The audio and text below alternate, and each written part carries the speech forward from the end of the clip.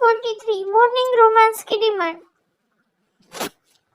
शिवांग समझ ही नहीं पा रहा था कि वो नंदिनी को हाथ लगाए या ना लगाए, लेकिन जैसे ही उसे महसूस हुआ कि नंदिनी रो रही है तो उसने कसकर नंदिनी को अपने सीने से लगा लिया और फिर उसकी पीठ को सहलाते हुए बोला, hey Nandini, what happened? Why are you crying? Nandini अब भी कुछ नहीं बोल पा रही थी। ये देखकर शिवांग ने भी ज्यादा शोर नहीं दिया और नंदिनी को वैसे ही पकड़कर खड़ा हो गया। आखिर उसे भी तो सुकून मिल रहा था अपनी शान को अपने करीब रखकर। कुछ वक्त बाद जब नंदिनी से थोड़ा ठीक लगा तो वो शिवांग से दूर हुई और धीरे से अपनी नजर झुका के बोली, थैंक्स। शिवांग अपनी आंखें छोटी करके बोला, थैंक्स किस लिए? इस बार नंदिनी ने शिवांग को देखकर कहा, वो आपने वो सबके सामने इससे मुझे मेरी साइड ली, इसके लिए। एक देखकर शिवांग मुस्कुरा के धीरे से बोला, थैंक्स ऐसे थोड़ी ना बोलती है मिसेस रशावत। नंदिनी बेचारी मासूमियत से बोली, अच्छा फिर कैसे बोलते हैं, मुझे नहीं पता। यह सुनकर शिवांग ने नंदिनी का चेहरा हल्के से ऊपर किया और उसे अपने होठों की तरफ इशारा किया। ये देखकर नंदिनी ने जल्दी से अपनी नजरें झुका ली और बोली, सो जाइए, ओम सो रहा है। इतना बोलकर नंदिनी पलट गई और हल्के से मुस्कुरा दी और फिर वो बिस्तर पे आई और ओम के बगल में सो गई। फिर शिवांग भी आया और ओम के दूसरी साइड सो गया। नंदिनी ने ओम के चेस्ट पे हाथ रखा था और शिवांग ने नंदिनी के हाथ के ऊपर हाथ और नंदिनी को देखे जा रहा था। ऐसे ही कब उसकी आंख लग गई पता ही नहीं चला।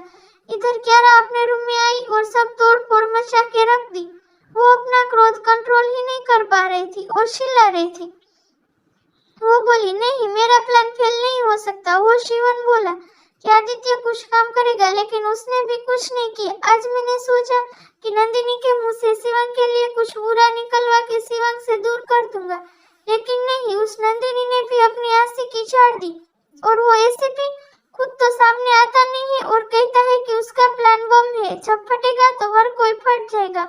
और कहीं इसी नंदिनी को मेरे शिवंग से प्यार वार तो नहीं हो गया?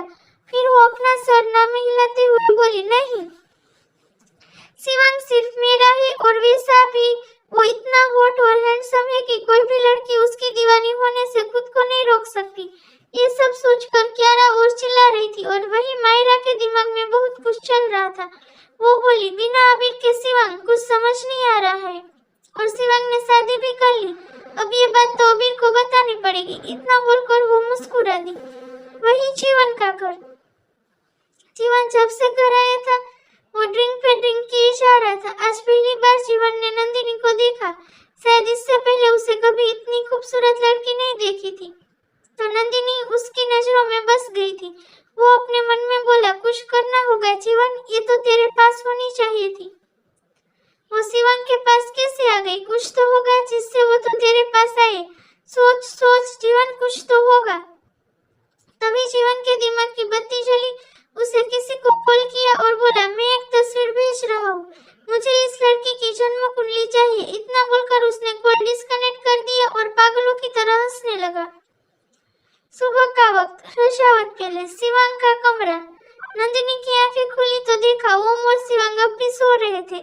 आज नंदिनी शिवांग को देखे जा रही थी। फिर वो अपने मन में बोली, इनकी पूजा का वक्त हो गया है और ये अब तक सो रही है। इतना बोलकर नंदिनी ओम के पास से उठकर शिवांग के पास आई और बेड के बगल में खड़ी होकर शिवांग के ऊपर हल्के से बेंड होकर शिवांग को जगाते हुए बोली, उठ जाइए, आपकी पूजा का वक्त हो गया है। लेकिन शिवांग अब भी नहीं उठ रहा था। रोज तो शिवांग एक हल्की सी आवाज से भी उठ जाता था, लेकिन आज नंदिनी के इतना जगाने पे भी नहीं जाग रहा था। ये देखकर नंदिनी अपसेट हो गई और अपने मन में बोली, लेट हो जाएगा और ये इतना तो कभी नहीं सोते। इतना बोलकर नंदिनी ने अपना हाथ आगे बढ़ाया शिवंग को जगाने के लिए। वो बस शिवंग को टच करने ही वाली थी कि लेकिन कुछ सोचकर उसने अपने हाथ पीछे कर ली। लेकिन तभी शिवंग ने उसका हाथ पकड़ लिया और अपनी आंखें खोलकर बोला, जब टच करना चाहती थी तो टच कर ही लिया होता हमें। ये सुनकर नंदिनी ने अपनी आंखें बंद कर ली और तभी शिवंग ने उसे अपने ऊपर खींच लिया। ये देखकर नंदिनी धीरे से अपनी नजरें झुका के बोली, प्लीज छोड़ दीजिए, ओम उठ जाएगा। लेकिन शिवंग को तो शरारत सूझ रही थी। वो अपने होठों को नंदिनी के गाल पे चला रहा था। ये देखकर नंदिनी फिर से बोली,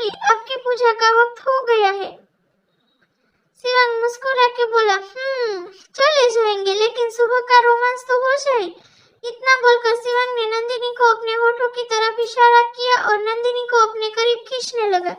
नंदिनी भी चुपचाप शिवांग की बाहों में पड़ी थी। शिवांग नंदिनी के होठों के करीब था कि तभी बाहर से सुमित्रा जी की आवाज आई, शिव, नंदिनी को छोड़ दे क्योंकि अभी ये वक्त महादेव का है।